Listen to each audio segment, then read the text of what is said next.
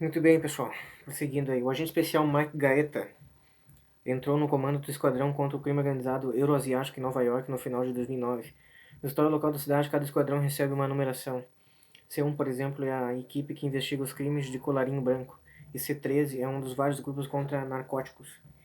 Quando o C-24, o Esquadrão contra o Crime Organizado Euroasiático, foi estabelecido em 1994, era inédito no país, criado com o objetivo de observar as atividades ilícitas de grupos organizados russos, ucranianos, chechenos, georgianos, armênios e até mesmo coreanos, unindo os trechos orientais da Rússia, do Uzbequistão e do Cazaquistão. Depois da queda da União Soviética, as organizações criminosas dessas regiões inundaram os Estados Unidos. Embora estivessem metidos nos velhos esquemas de proteção e do tráfico de drogas, também tinham talento para complexas fraudes fiscais, em declarações de falência, seguros e assistência médica, demonstrando uma tendência em comum à violência. O C-24 floresceu nos anos de 1990, investigando chefões da máfia como Vyacheslav Ivankov, um ex-lutador que aterrorizava o bairro de Brighton Beach, no Brooklyn, com enormes esquemas de extorsão. Mas as coisas mudaram após o 11 de setembro. O diretor do FBI, Robert Mueller, deslocou mais de 2.000 agentes para atividades de contra-terrorismo e contra-informação, e o C-24, assim como diversos outros esquadrões, foi duramente afetado. Quando Gates assumiu o C-24 no fim de 2009, metade dos recursos do FBI estava destinado à segurança nacional e ao contra-terrorismo. O que o FBI chamava de crime organizado tradicional, entre aspas, precisava de recursos. Contudo, e muito mais importante, Mueller deixou claro, era uma categoria vagamente definida que ele chamava de crime organizado transnacional, entre aspas. Faltava ao pessoal um novo esquadrão de Gaeta, mas ele concluiu que, se pudesse mostrar que o grupo russo era, de fato, uma organização criminosa transnacional e conseguisse trazer alguns casos nessa direção, o C-24 teria mais apoio. Filho de um detetive da polícia de Nova York, Gaeta, com sua pele macia e bronzeada e músculos bem delineados, fazia questão de usar ternos claros e camisas com abotoaduras que chamavam a atenção. Estudou Direito na Universidade de Fordham e, após anos infelizes trabalhando com seguros em uma firma de advocacia em Manhattan, juntou-se ao FBI. A maior parte da carreira de Gaeta foi dedicada à casa da máfia italiana, incluindo uma dúzia de anos no esquadrão contra o crime genovês. Uma força especial dedicada a apenas uma das 5 famílias que controlavam a máfia em Nova York. Esse trabalho ensinou a Gaeta o ofício policial da velha guarda, a sair do escritório e ir falar com as pessoas e, sempre que possível, gravar os suspeitos. Seu truque favorito era, sem aviso algum, bater à porta da casa do suspeito identificando-se como agente do FBI, tudo sorridente, e fingindo não saber de nada antes de entregar seu cartão de visitas e ir embora.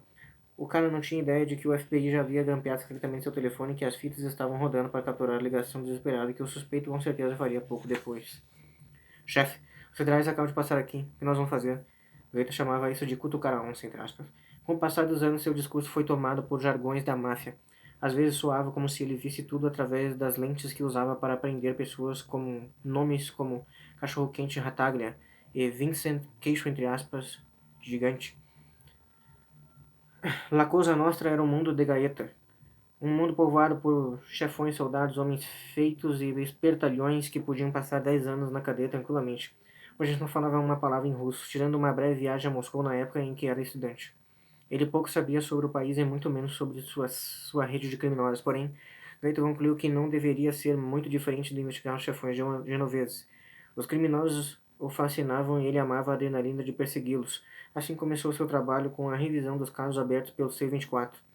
Um deles, envolvendo uma rede de jogos de azar ilegal, parecia especialmente promissor. As dicas dos informantes e uma série de grampos sugeriram que uma pequena facção russa estava promovendo jogos de pôquer de alto risco em Nova York e Los Angeles, além de ter uma sofisticada casa de apostas em esportes online. O caso envolvia a identificação de suspeitos ricos e poderosos, incluindo celebridades e jogadores de pôquer profissionais.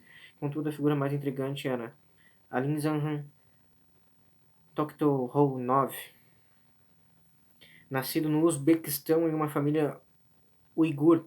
O apelido de Toktarov era Taiwan Chic, um homem jovem que havia jogado futebol amador no passado. Em 2002, ele foi indicado no Tribunal Federal pelo suposto bono de um juiz de patinação artística nas Olimpíadas de Salt Lake City, a fim de que a dupla de patinação russa levasse a medalha de ouro. Taiwan Chic já havia sido preso na Itália logo depois disso, mas quando os procuradores falharam em sua tentativa de extraditá-lo para os Estados Unidos, ele retornou para a Rússia e nunca mais saiu do país. Os agentes de Gaeta estavam coletando provas de que Taiwan Chic haviam ajudado a financiar operações de jogos de azar, levando dezenas de milhões de dólares oriundos da Rússia e da Ucrânia nos Estados Unidos. Montaram um caso contra um homem que o Departamento de Justiça já considerava um fugitivo internacional. Um homem que supostamente tinha vínculos profundos com o crime organizado em vários países podia ser qualificado como uma atividade transnacional. Além de Moscou e São Petersburgo, Londres era o centro do mundo dos russos. Desculpem. Desde a queda da União Soviética, o Reino Unido havia sido inundado pelo dinheiro dos russos que queriam comprar propriedades no exterior. Londres também estava repleta de acadêmicos, diplomatas, consultores e outros especialistas em assuntos russos. Por causa do papel da cidade como um dos principais centros bancários do mundo, a polícia britânica observara de perto as atividades de lavagem de dinheiro, particularmente as dos russos. Em abril de 2010, Gaeta foi para Londres em busca de pistas. Considerando o interesse do agente do FBI em suspeitos dentro do cenário russo, ele logo foi direcionado a Christopher Steele, que estava sempre procurando novos negócios. A agência, o espião aposentado, sabia. Era conhecida por ser uma galinha dos ovos de ouro. A primeira reunião dos dois sentados em seu escritório confortável, Steele afirmou a Gaeta que poderia, sem dúvida, investigar Taiwan Chic e a corrupção nos esportes.